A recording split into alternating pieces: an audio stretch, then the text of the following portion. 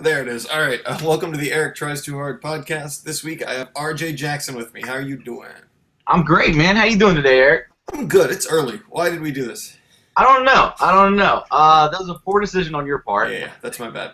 But yeah, so you are a stand-up you're from Maryland?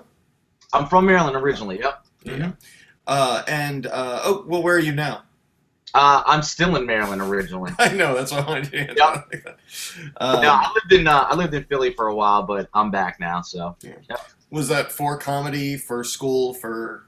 That was for school, and then stayed because of comedy. Oh, okay. Oh, nice. So how's the Philly scene compared to the Baltimore scene? I didn't like. I was like a weird chain restaurant comic. Like I would go to Like a Popeyes? like a Applebee's. Believe it or not, yeah. I got my start in a Applebee's in Philadelphia. And Were you a waiter? Wait, what? yeah, Where would you perform? it was a 3-story Applebee's in this like humongous building in Philly. And they had a stage on the 3rd floor, and we'd have bands come, we'd have karaoke night and that kind of stuff. And then one night they were like, "Oh, we're going to bring comics," and it just happened, and yeah. That's awesome. Mm-hmm. Well, what got you into doing stand-up comedy? Like, what was that? What was the first time you decided to do it?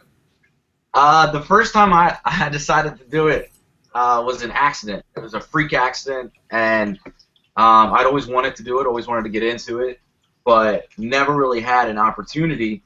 And I was working at Applebee's, and I was on the fry side one day cooking, and it was going to be our first ever comedy night at that Applebee. We had done a bunch of stuff before, and this was the first time. So we got these. There was a show out on Comedy Central at the time called Live at Gotham. What year was this? This was 2007, I believe. So it was called Live at Gotham, and it was Gotham Comedy Club in New York, and it was just showcase of some comics. Anyway, we got 2 of the comics off of that show to come and open the event up, and they got into a car accident on the way to the show. Jeez. Yeah. Yeah, they were coming from New York. So I was on the fry side, and I guess I just used to like walk around the restaurant and just mess with people and do different character impressions and that kind of stuff. And they came up to me with a microphone and said, "You're Plan B." Are you serious? How much time did you do? I think I did. I think I did anywhere from like 25 to like 40 minutes. It was. I think I did around 30 to 35 minutes, if I'm being honest. I think that's where the time mark was. And I just, dude, I'd never written anything in my life. Yeah. I mean, not comedy. I'd never written anything comedic in my life. Yeah. How'd you do? I did pretty well, man. Crowd work? Just yeah. Yeah, it was all pretty much crowd work. I didn't do well with my management, though. Oh, too many bad comment cards? Well, yeah, pretty much. I guess I would say that. No, I started. Can we cuss on here? Fuck no. Okay, good. Because that would be terrible. That'd be terrible for doing stuff. No, my manager walked in the crowd at one point. I guess he was checking tables, and I just like. It was my GM, man. I was working in a chain restaurant, so I just started tearing them apart. And then I was shitting on Applebee's and Philadelphia. I was so frustrated. It's a frustrating city to live in, man. Why? Why? Tell me about it. Well, Philly's filthy. It's disgusting. Everyone, not everyone, you can't generalize everybody, but a large group of different portions of the city, just very hostile. At all times. Just in general. Just in general. It doesn't matter the weather. It doesn't matter if they won the lottery. It doesn't matter. Steak and BJ day. It doesn't work on them. So yeah, they're just pissed off all the time. There's a lot of racism that goes on, and but there are fun stuff. Like you can be walking down the street at like 3 o'clock in the afternoon. You can see like a homeless person pissing on himself and like waving to you. Like they're pretty courteous. Yeah, but yeah. So and the pigeons are bullies. In Philly. They come after you? They'll come after you, like they'll steal your lunch money. Why would they take the money, though? Why wouldn't they just find someone who has a bag lunch? They figured out how to actually... use currency? All right. Cash transactions, yeah. Well, that's a terrible city, and I'm glad you're back. So okay, so so you started at the Applebee's thing, and it sounded like a joke when you said that, but wow, that makes perfect sense. That's amazing. So after that experience, like going on stage, then were you just like, okay, now I want to do this regularly? Yeah, I wanted to, but they wouldn't allow me. Because they were so pissed off at me. I mean, I got off of that stage like feeling like like I'd been doing music since about 8th grade. I've been playing, just shows with bands and that kind of stuff. So I knew what being on stage was like, but being on stage solo, it's only you in the audience. There's nothing in between you, behind you. There's no distractions. Yeah. But yeah, have you ever played a show and you've got like in between songs something goes wrong and you have to like stall for a minute for technical difficulties? That is the longest minute of a musician's life. Yeah. And you basically did that for 35 minutes. You lived that minute for 35 minutes. You live in that minute. Yeah, that minute becomes a lifetime. Yeah, so no, man, I wanted to do it again, and I wanted to start, just opening up for the comics because it did become a regular thing there. The next flyer that they put out around the city, though, said, no cancellations, no delays, no fry cooks. That's what the flyer says.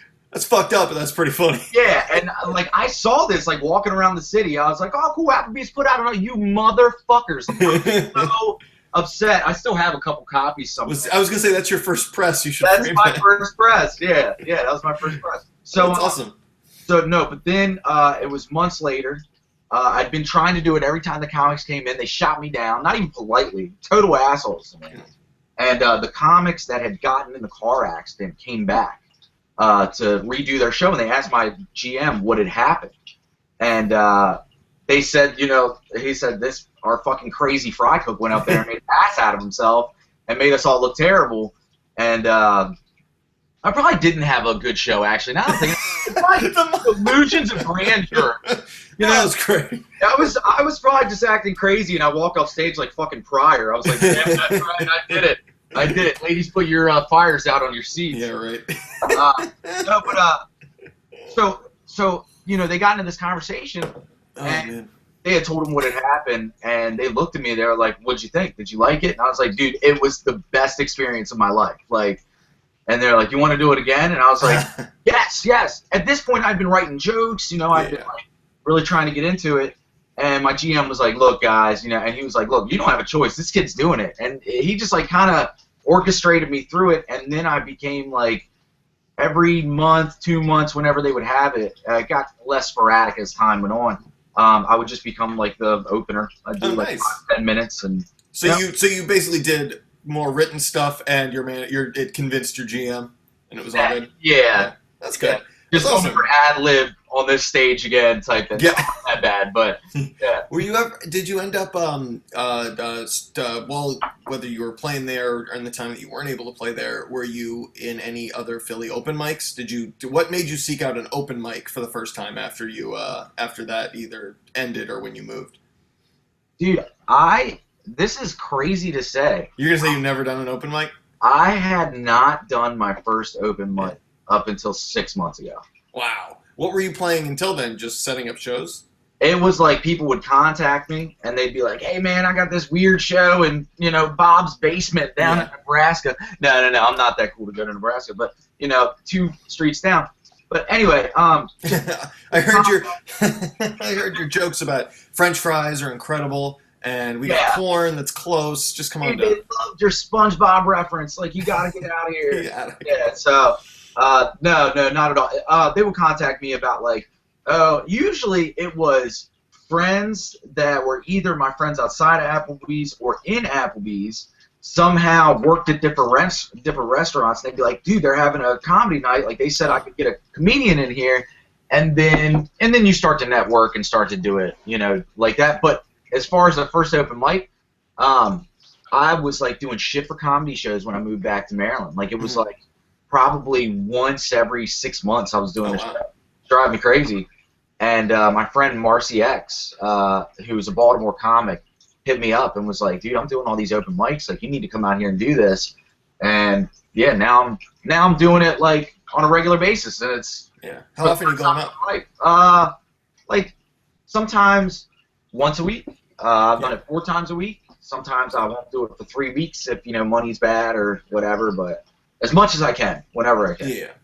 Well, when yeah, because I say when I one thing that you do have together, and I only Googled for a little bit, but all I had to do was look up your name in comedy, and you've got your YouTube shit and your Vine shit all straight. No, a lot of comics, especially ones who haven't made it, quote unquote, don't really have that up. It was very easy to find actual material from you with a simple Google search of your name. That's terrifying because I didn't put any of that up. I think that's the NSA. I think we need to look into that. No, I'm joking. Thanks, man. Thank you. Yeah, I don't know. Whenever something's halfway amusing, I like to throw it up, and then I find out very quickly whether or not it was or was not Yeah. as I thought it Have was. you found yourself taking stuff down, or you just keep it up? I have taken some stuff down before, but it's a rarity. I usually leave it up. I like to be embarrassed by shit, man. It shows you where you've come from, you know? Yeah. So in the last 6 months, you've been doing more mics. I think is your picture on Facebook you in front of in Sidebar, or is that a different That is. venue? Yeah. Yeah, that's one thing I've been going there since I was a teenager. I've been playing shows there since forever. But one of my favorite things about that they have such a big open mic night there is that that's a real brick wall behind you. Like, Yeah. there are so many fake brick walls in this world, and Sidebar of all places is the one where you can pose in front of a real brick wall. That is true, man. Bob the Builder made that. Dude, that fucking, oh god, I love that club. No, that's really cool. So, what was the moment going even further back where obviously you hadn't planned to do stand up? It just was kind of a freak coincidence. I know a lot of comics will say things like, I don't know, they'll like they always wanted to and it took them forever, and when they finally did it, it was like, oh good, now that I've done it, I don't know why I waited so long. But for you, it seems like it was kind of a freak accident or whatever coincidence. How long before then? Were you into stand-up comedy? That's the question I really want to know. Were you into it before? Yeah, absolutely. Like, I grew up watching all the Comedy Central Presents and HBO specials and all that with, like, my mom. And yeah, I love it. How old are you? I'm 29. Me too. Nice. All right. Yeah, So, cool. well, that's one of the things that I found is that we're in a very specific age where, like, we're a few years older than the people who grew up with really good social media, internet with lots of great media on it, and we're a little bit younger than the people who probably had HBO in their house their entire life, or had, I don't know, whatever, VHS cassette. I don't know. We're like that weird age of like 3-year range where we were actually inspired by a lot of Comedy Central Presents. That was what was in our face for our entire life. And I remember when, whatever, 15, 16, 17, when you'd really start seeking out comedy, Comedy Central had all their Comedy Central Presents on the internet that you could just go to.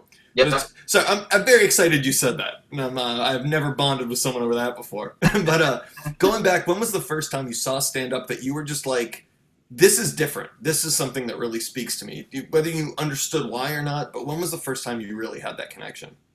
I think I was real young, man. I think Eddie Murphy.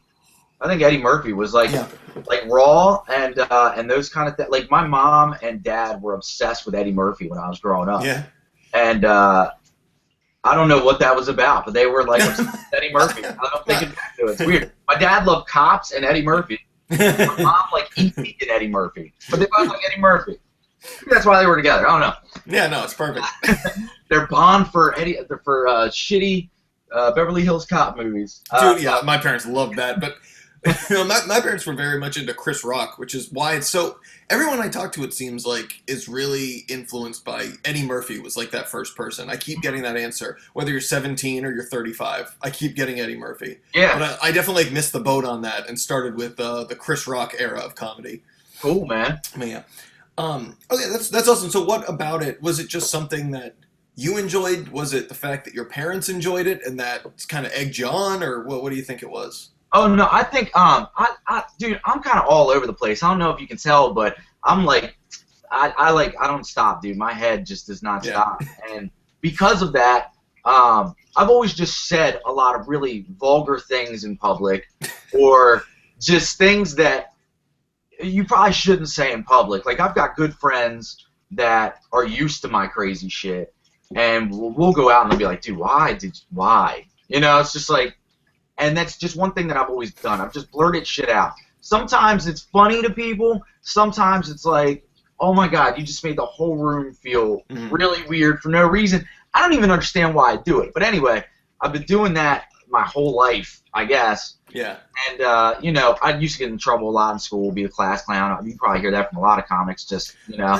Well, it's weird. There's always the I find that there's like a split down the middle of the introverted. I always kept all of my observations and jokes inside, or the I can't help but just get it out. It's always one or the other. Yeah. Yeah, that's true. I think I've heard more the introverted side actually. That's what I keep hearing. I expect it to be extroverted, but I think if you're extroverted with it, sometimes you do what you were able to do, where you channel it into comedy, where you're like, hey, I'm going to say shit to a room, and if they love it, great. If they feel uncomfortable, whatever. But on stage as a stand-up, you can do that, and it's acceptable even if you fuck up, or even not fuck up, but even if the audience doesn't react the way you want them to. Oh, so it's a fuck up. Yeah, yeah. Well, you're channeling it in a whatever, quote unquote appropriate way. But you're like, I feel like a lot of people take that extroverted, I guess, I don't want to call it a desire for attention, but that's probably part of it. Oh, but yeah. also that impulsivity, and a lot of that goes into either something non-artistic and constructive, or non-artistic and destructive. Yes. What you're doing is you're taking it, making it artistic, sometimes constructive, sometimes destructive. Dude, that's actually, it's funny that you say that, because that I believe in that so heavily, man. Like you either like, I don't know. I heard a quote recently. There's a band called That Handsome Devil. Have you ever heard of that? Yeah. Yeah. They just put out a new album, and there was a line that they say in it. What is it? We're all repercussions from the world that we grew up in. Yeah.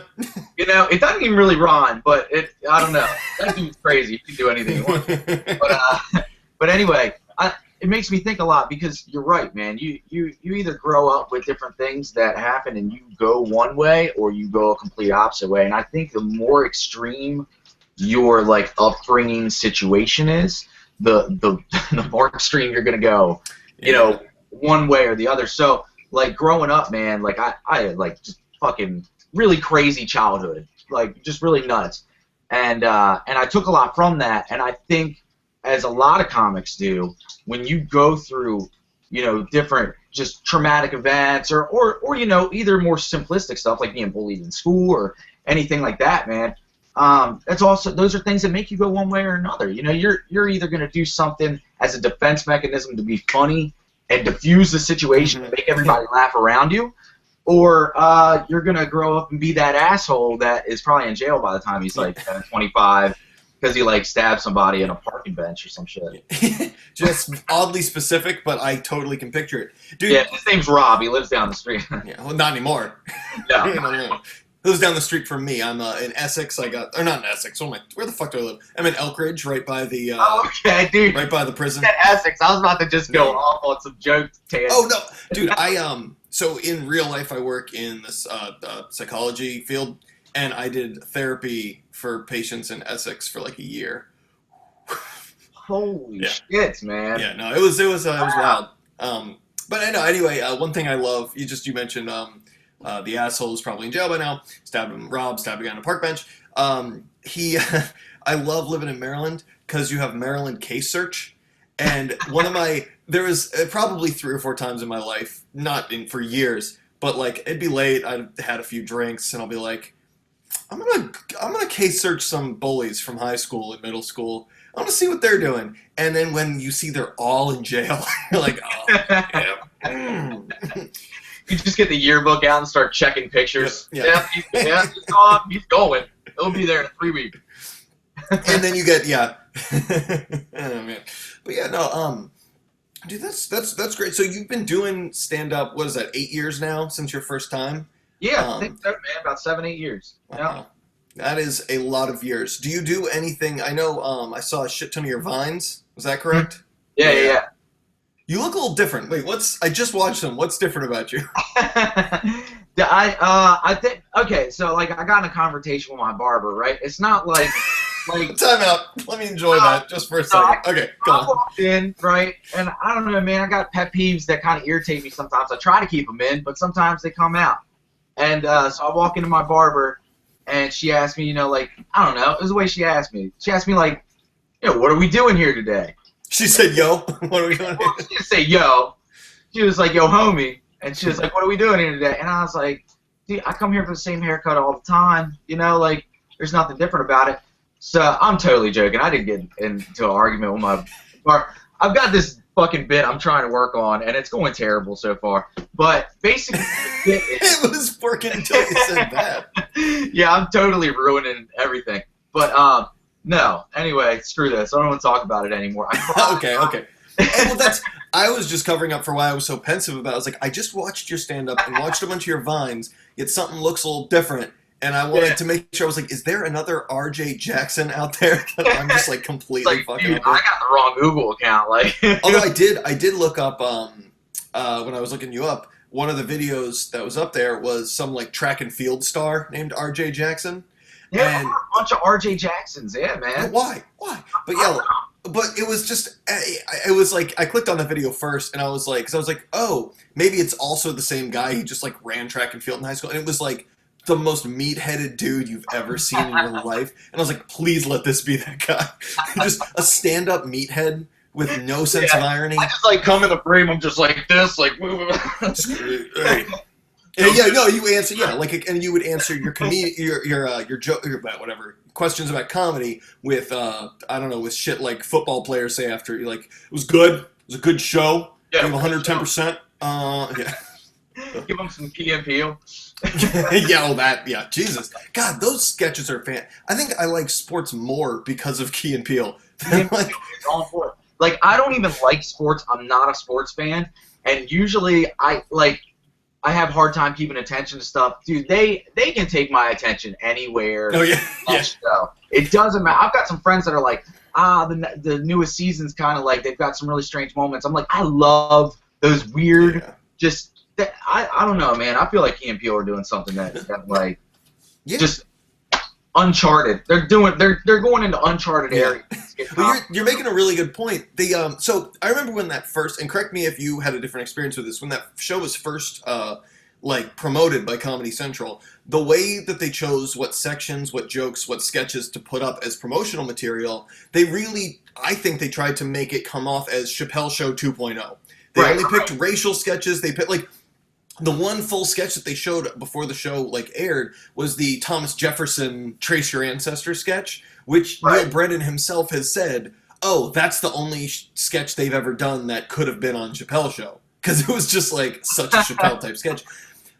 But so people went in, I think, with that impression of, oh, this is going to be a really satirical, push the boundaries of race relations and stereotypes. But it wasn't. It's straight up absurdist comedy. Which is why when you say your friends are like, oh yeah, they're getting some really weird shit, it's like, yeah, it's absurdist comedy, and they're geniuses at it. And I don't think we've ever had a sketch comedy show that's like 100% like, or it's like 10% observational humor, but then 90% absurdist humor, where they take like a Seinfeldian observation, and then they throw weird shit on top of weird shit on top of weird shit, and then throw that out there in the form of a sketch show. I think it's brilliant. Like, yeah, I do too, man. I do too. I'm obsessed with that show.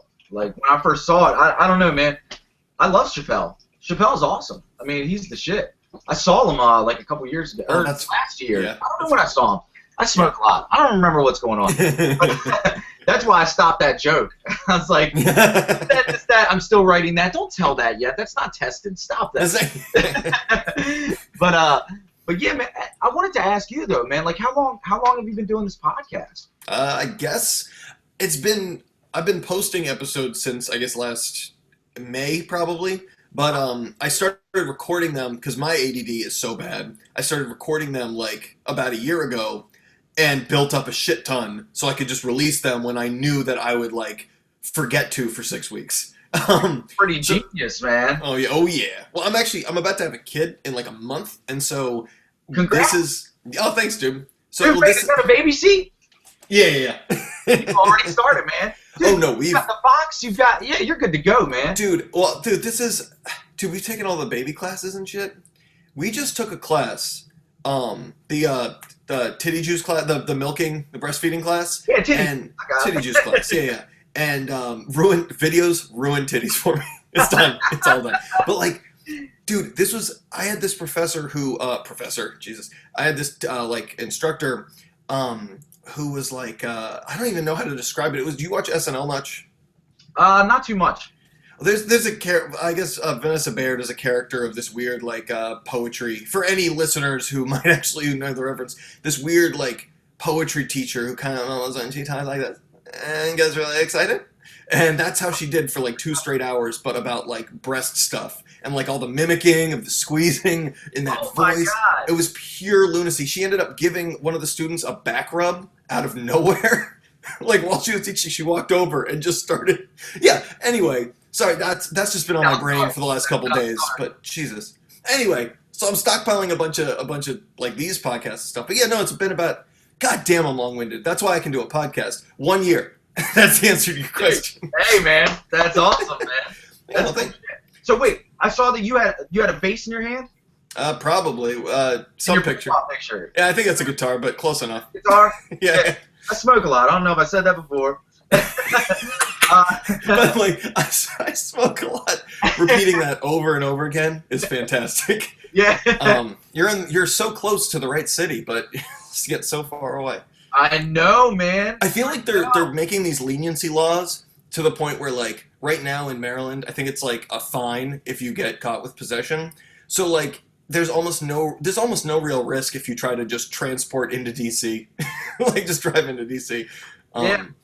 Yeah, I agree with you. Oh yeah, no, I've been playing in bands forever. That was my like artistic drive until I started wanting to do the podcast more than I wanted to do music. I'm still playing, but not like a show every week or tours as often as possible, which is like what my life was for like a decade. That's awesome, really, dude. Yeah, and tell me about your musical background.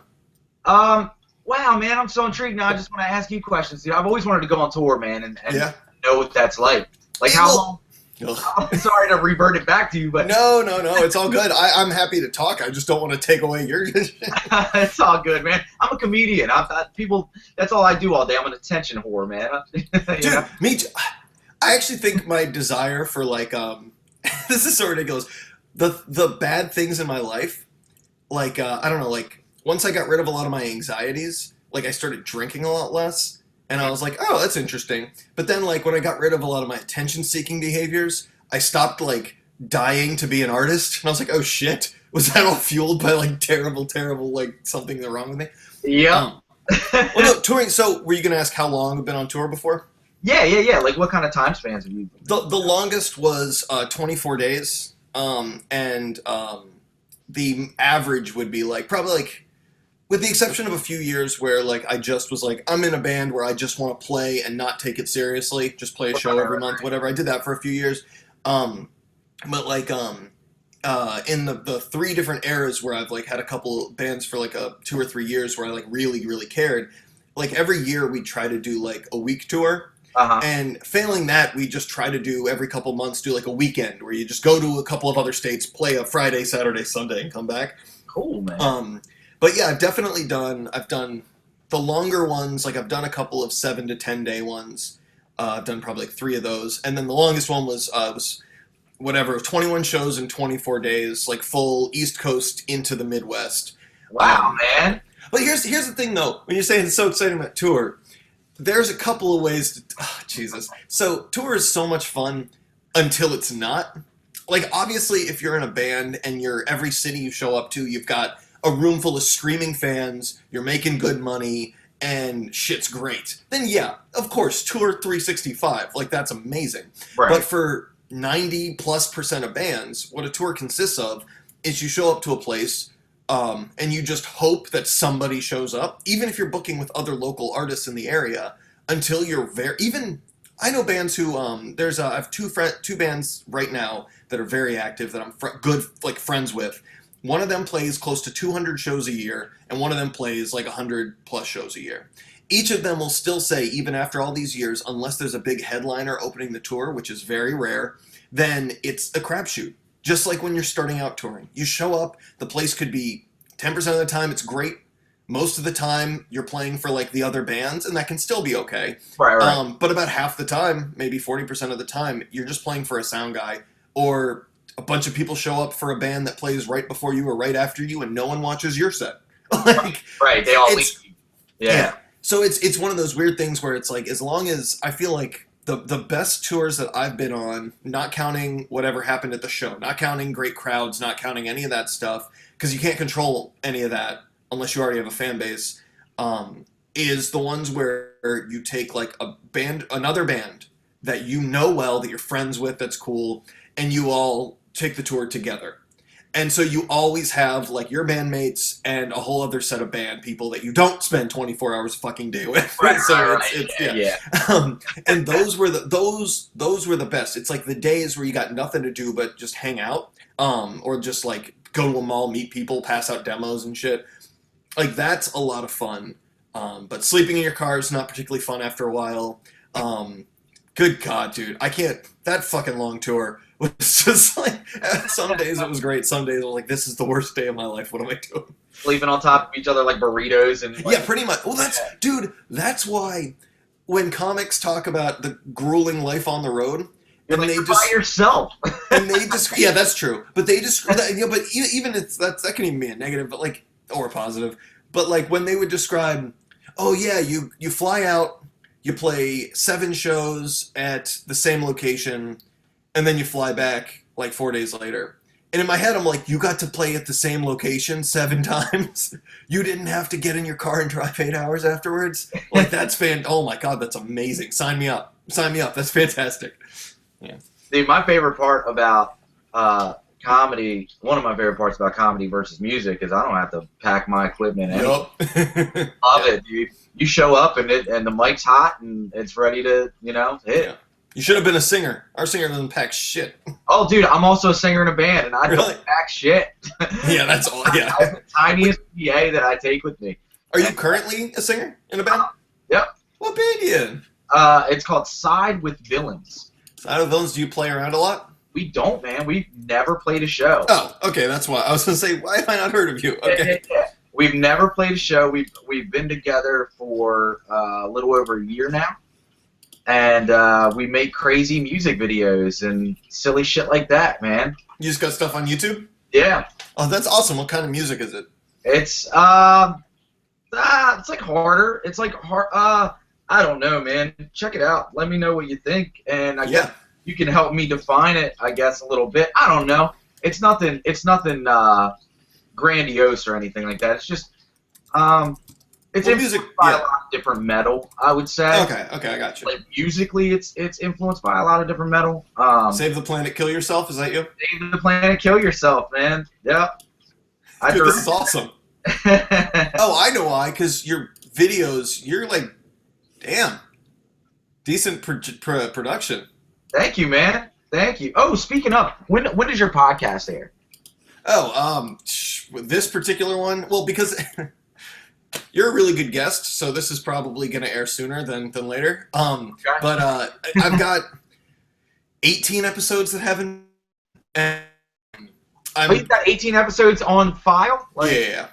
Wow. Yeah, this will be so right. Yeah, I just posted episode number 40 or whatever, and then I've got another like 18 in the bank because there's going to be 2 months where I've got baby shit that I'm not going to be able to. Oh yeah, true. I'm just trying to figure out when. This is more of an off-camera discussion, but I'm just trying to figure out when I have enough that I can start posting 2 a week, because that would be ideal. Right. And when that happens, then I can actually post everybody sooner, or like when I know I can get back to podcasting. But like, I typically just post every Wednesday. I'll post a comics, and then if I have an extra. Like, if I feel like I have an extra one, I'll post it on a Sunday. But I imagine sometime in the next month, I'll post yours. Oh, sweet. Yeah. Okay, so for plug purposes, or yeah, no. Well, I want to talk about something that that no one knows about right now in the community, and they will know about it by like Wednesday, I think. So. Oh, cool. I just wanted to make sure it wasn't going to air before then. And kind of. Oh no, not at all. Nope. But I have a sketch comedy show. It's called. Shit, what's it called? Dude, I'm making the logo. It's called Shit, what's it called? It's called Shit, what's it called? I'm making the logo for it as we speak right now. So it's called Tasteless Buds. Tasteless Buds is the name of the sketch show. It's me and 2 other comics out of Baltimore. Robert Andrew, hilarious guy. Just awesome dude. Samantha Kelly, and she is... She got voted this year, I think, dirtiest comic in Baltimore. So, so it's the 3 of us. We're all very vulgar, obscene writers, I'd say. Mm-hmm. And we just filmed the first skit Wednesday. It was last Wednesday we filmed it, and actually, as soon as we're done the podcast today, I'm just going to be on my computer all day editing, animating the other stuff. Oh, dude, that's awesome. Well, congrats about that. That's really cool. Thanks, man. Thanks. So, yeah, I just wanted to throw a cheesy little plug in there. Yeah, dude. Dude, by the way, listening to the song in my headphones, you got a really good voice. Oh, thanks. It's fantastic, especially for the genre. And you should be playing, I think, because in Baltimore, there's a huge scene. Like, the biggest scene is for music like that. It absolutely is. Dude, we're just trying to find a way in, man. You just send your for your genre. The best thing you probably want to do is send your stuff to Matt Davis at 98 Rock for the Noise in the Basement thing. Get yourself on one of those shows at Autobar. Yeah, and because typically, like that's the kind of that's the kind of music that has a very big Baltimore bar audience. Cool. But yeah, just Noise in the Basement. On the Eastern Shore, dude, no one wants to hear this shit at all. Really? No, not at all, man. No, they're like, you can play at Mom and Pop's Coffee Station on Sunday, and it's like, oh my god, dude, it's like gutting a cow in front of an audience. Yeah. You know what I'm saying? Oh yeah, dude. So this is one thing. So I play in a pop punk band. More emphasis on the punk. More emphasis on the punk now. But like, the place we went to cut our teeth to like play live a bunch was basically like a biker bar. Because the guy who ran the open mic night was like, oh yeah, we have all this equipment here, so we didn't have to pack shit. It's like, you guys can play like a half hour anytime you want to come on in and whatever. And so we were like, oh, this is a great place to just like get used to playing live. And the audience was all, at the time, before the bar kind of renovated, it was all like, drugged out bikers. There was always like fights and shit and just like that's bad. Yeah, yeah, exactly. Yeah. So we end up. Well, we just played a show there recently, and walking to my car with my singer, a guy tried to sell us heroin, and he was really like bummed out because he was like, "Man, this place I used to do so much business." I'm like, all right. Yeah, he tried to sympathize with it, whatever. But like, yeah, no. So we played for essentially hostile audiences at least once a week at a bar like that. So I totally know they look at you like, "What the fuck did you just do?" Right. And we don't mind. I mean, we'd be glad to take on shows like that. It's just, it's crazy, man. Like we were at the point where we're like, okay, we've got 15 songs now. We're ready to play some shows, and that was in like June, right? So I'm gonna ask you something. Yeah. Go for it. I'm noticing a theme here of doing a lot of artistic stuff, and getting ready to like perform, and then not performing. Do you need like somebody to like? But then again, there's the obvious gap in there where 6 months ago a friend of yours was like, "No, you're doing these open mics," and you're like, "Oh, okay." Yeah. Do you need? Is this that interaction where I tell you to go play some goddamn shows, and well, then once you did that, I just ran and grabbed an envelope and a pen. So I'll probably be playing by next week now. Yeah. What's that? Dude, that's classic fucking impulsivity, like ADD side of impulsivity. Oh my god, dude. Of like, oh, okay, I'll do it. Yeah. That's dude. That's what, man. I don't know. Well, no. Okay. So what happened with the music thing was we're ready. I'm ready to go. I mean, the whole band is like, dude, we've got this video that's seen a good amount of views at this point. Like, we need to get out there. And so one of our old friends that used to be in a band that one of our other guys was in, actually like half of our other guys, wasn't in a band. They were like, oh, let's get a second guitarist in. Well, as you know, as a musician, when you add a new element to a band, there's a settling time. You know, it takes a while for that artist to come in. And I mean, he picked up everything so lightning quick, and it was awesome. And dude, I'm not even exaggerating. Within a month of practicing once a week, I was like, dude, he's ready. Yeah. Like, let's do this. You know, he did not feel ready. He was like, man, I want to be 100% before we go out. Yeah. So we had like 2 show opportunities in the past year, and I've had to turn them down because either A, somebody wasn't ready, or B, scheduling conflict. Yeah. And then when we're gung ho, I'm not even shitting you, man. Last month that guitarist quit. So we started the practice at his house, right? So we've been out of a practice spot for like 3 weeks now, I think. And yeah, dude. So and those are the things. Like this is sad to say, but those are the things that make me go, "Oh, I love comedy." Yeah, no, absolutely. Like And that's if I wrote a joke right now, if I finish that shitty haircut joke after this podcast is over, and I want to, I could go on. Like I could just get on the computer, find a website, find a room in DC or anywhere, Philly. Like you could be performing that piece of art tonight if you want to do it tonight, yeah. right? Yep. Rather than that music video that you were just watching. Yeah. Has not seen an audience since it's released in June that we released that, so. Oh, absolutely. That's actually, so comedy and music, they're both very different in a lot of ways, but with comedy, there is the benefit of being able to do that joke tonight, and then crafting it over time based on how it does. Now with music, I feel like that's that same process, except without the live audience, because the truth is, you can't base musical success on audience reaction the same way you can base a joke success. And so, like, for me, I do like the fact that there is a lot of time. If I write a song, by the time it gets released, I am completely sick of it. I've been sick of it for months since before then.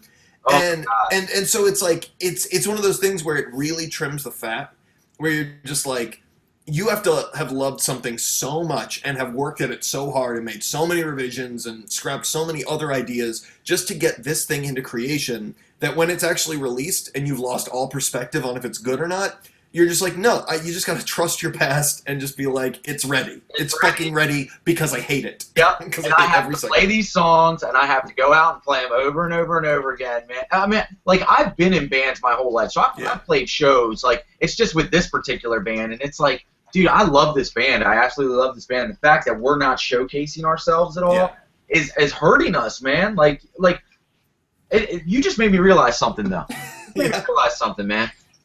They're so, like, on such opposite ends of the dynamic spectrum. Like, music, like you just said, you cannot build your final result with the audience. If you do, you're probably going to have too many opinions in there in the first place. And the song's going to collapse. It's not going to be what it would have been if you would just focus with your band. Those things, because that's why when you play in front of an audience and you're playing and you're like, oh my God, dude, he just hit that tom when he was supposed to hit that snare. You hear it. Or when you go, oh my God, 4th fret, fuck, you know it was 5th. Like, like those little things. Or like, you have like a pick fuck up, like a or something. Any of those things, you notice it so much, and you take it with you. At least I do. Like that night, I'll be like, yeah, that song was great, but I had to fuck that E up. You know what I'm saying? Like it's just like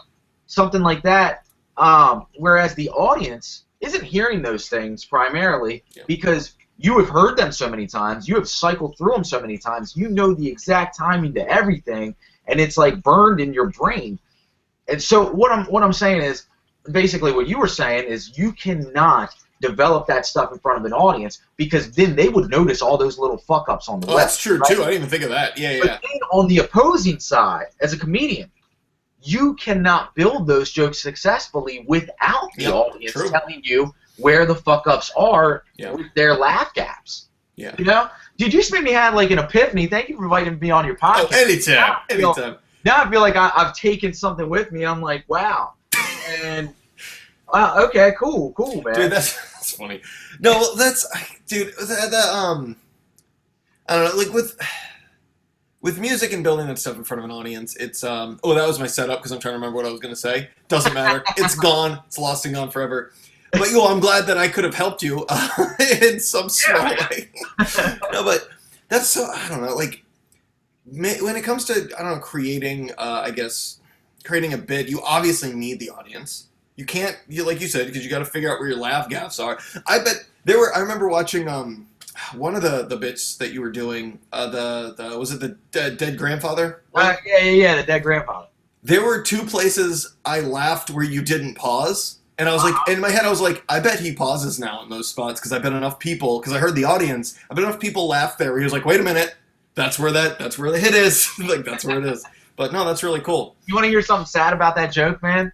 Other than the dead grandfather? Well, that's not. I mean, that happens, you know. No, but before I started doing the Baltimore comedy scene, I had this rigid, I feel now misguided on my part, piece of OCD in my head, where if I wrote a piece of material and I showed an audience, it would never touch the light of day again on the stage. I would try to film every one of my shows, and as soon as that joke was either on film or published on YouTube, it was done. I was done with the joke. I wanted no parts of it, and that's no longer the case now. And I've learned my lesson because of Dead Grandpa, actually. Because I did that joke at the Avalon Theater in Easton, where I live. It's like the only show in town, and that was my first gig ever at the Avalon, right? Well, that's a true story. Like, as untrue as the obvious untruths are in that bit, the core of the story, that happened, you know? And anyway, so what I did was, I'd been working on this Morgan Freeman impersonation for like, I think a week at that point, or a week and a half. And it's just some stupid hack thing that not all comics, but I didn't realize this. A lot of comics do the same exact impressions, so it's hard to, you know, hone something and be like, oh, that's yours. Yeah. Like if I did somebody like Shiloh LaBeouf or LaBeau or LaBeouf or LaBeouf, if I did him, no one could say, oh, that's a hack impersonation, because I've never heard a comedian do it, you know? And I can't. I've been trying, and I can't. So, anyway, that's my ADD going off on a tangent. But anyway, but anyway, the Morgan Freeman thing, I was like, all right, I want to incorporate this into a joke. I've been doing Christopher Walken for like, 7 years at that point. I want to incorporate him into a joke. And so I was like, what about that time that I was stoned and blah, blah, blah. I was like, I want to tell that story. Dude, here's what I did. I went in there, my first time ever at the Avalon. I've been gunning for a gig at the Avalon for like a year and a half now. No one's given me the chance. And I'm finally here. I haven't done a comedy gig at that point in about 6 months, if not longer. And I was like, you know what? I'm going to go up here, and I'm just going to wing this. I'm going to wing it. Dude, that joke was just winged. That whole thing was just fucking winged. And you kind of said that at the beginning, and I was like, bullshit. Yeah. And that's why those pauses are that. Dude, like, obviously as a comedian, you want to try to pace yourself with the audience. But I get so, I don't know if you can tell, I get so caught up and excited in the moment sometimes, man. It's like a train. It's like inertia. You can't just, Well, that makes it more authentic, which is where you're going to have actual laughs. It's like the classic, why did I get I've heard this a million times, but Aaron Sorkin wrote, why didn't I get the laugh in the dinner sketch when I asked for the roll, or asked for the butter, but I got a laugh at the table read. He's like, well, at the table read, you asked for the butter. He's like, well, what did I do at the dress rehearsal? You asked for the laugh. And so if you're actually just caught up and in the moment, then you're not asking for, you're in the character or whatever, you're in the bit. You're not asking for the laugh. You're not saying, hey, this is really funny, you guys. Please laugh at it. Please laugh right now. You're just telling the story. So the guy asked for the laugh. He literally asked for No. It's just it's the tone of voice. It would be like if the joke because the scenario is, hey, can you pass the butter as written? The way it would be delivered in a funny, like in a humorous way in the situation, because the situation was funny, would be, hey, can you pass the butter? Like a legitimate, can you pass the butter? But I'm assuming the character at the dress rehearsal went, could you pass the butter? Or something along those lines of like, you guys know this is funny, come on, laugh. Yeah, that undertone in your voice, that cadence that goes up. Yeah. Which is something that scares the shit out of me about the idea of doing the same joke a number of times, especially when you know it works. Like, because the amount of, I guess, I imagine it stays hard to stay in the, maybe it doesn't, but to stay in the bit when you know it's going to work. Like, and you're just waiting for that laugh to happen? Is that difficult? I feel like it is, dude. I mean, like I said, like over the past 6 months, I've taken these jokes, and I've thrown more jokes away. Like, holy shit, I've just been like, doesn't work. And like, I've been trying to give them the benefit of the doubt. Like, I will do the same joke 3 or 4 times and bomb that joke 3 or 4 times before I go, okay, this joke is not right for anyone except you. For some reason, you think this is funny, but planet Earth doesn't agree. So move on, you know? And so now I'm at that point where, yeah, I've been tailoring basically 10 to 15 minutes, I would say, in the past 6 months. I've been tailoring to now. Actually, last night, I stayed up last night just with index cards and reviewing videos and going over some stuff and going, okay, like, seriously, what are we cutting out this week? I want to really trim the fat. And I'd never done that before. So when you have something like Dead Grandpa, that taught me that because, dude, I did a couple other gigs at the Avalon. And the Avalon people came up to me after the gig was done and was like, dude, why didn't you tell that Dead Grandfather story? Yeah. And I'd be like, my friend Ryan Finch, he runs the place, or he did, he doesn't anymore, but he runs the place, and he would always be like, dude, you've got, like, that joke kills, like, you've got to tell it, right? And I wouldn't. I refused to do it. I'm like, no, I'm not doing it. It's already published. It's on YouTube, man. People have seen it. Like, I don't want to do it. So anyway, when I first got into Baltimore, I was like a month in. I was like, you know what, man? Let me try this. Yeah. I'm gonna whip out Dead Grandfather. I haven't told it in, I think, like a year and a half at that point. You know, I'm gonna try it. I did it twice. I did it in 2 different rooms. One was in the Eastern Shore, and one was in Baltimore. And dude, I did not get anywhere near that response that I got that night. And also, just from the opinion of, you know, a couple producers of shows around the area and a couple, like, veteran comics around the area, that material is not at all funny in the eyes of, like, the comedic world. Like, I need to, like, move on from ever doing that joke. So I've learned so many lessons from Dead Grandfather, but I'm not embarrassed by it. You know what I'm saying? Absolutely. Yeah. It's like, yeah, that doesn't work now, but I've learned so much from that joke that I don't think I would ever take it down, you know? It very much seems the way that you're describing all of this and what you're going through is a period that a lot of comics and music, any artist really describes as that point when they become obsessed with the art form and you start seeing it. Like, I have a theory that when you start doing any art thing or any skill really, you get to a point where you think you're doing really well and you're like, I'm really good at this, but you're not. Because you're not good enough to realize how bad you actually suck at it. So when the point you're describing, and I experienced this with music about 2 years ago, after doing it for like a decade, was I'm like, oh, I'm good enough now to see how much better I can be. And that lets me know what to work on. Before, a lot of people I didn't even know what to work on to get better. I was completely ceilinged out. And so I think it sounds like now that you're like, oh, I can watch my tape and trim the fat. I can throw out these jokes, which I think is great. It's like the undeclared, when Judd Apatow was doing that show, the writers, according to Seth Rogen, he said, like, okay, come up with 100 or whatever, 50 show ideas. 50 stories, 50 show ideas. They all did. He goes, all right, I don't want to see them, throw them away. Give me 75 more. And then after they did that, he's like, don't want to see them, give me 100 more.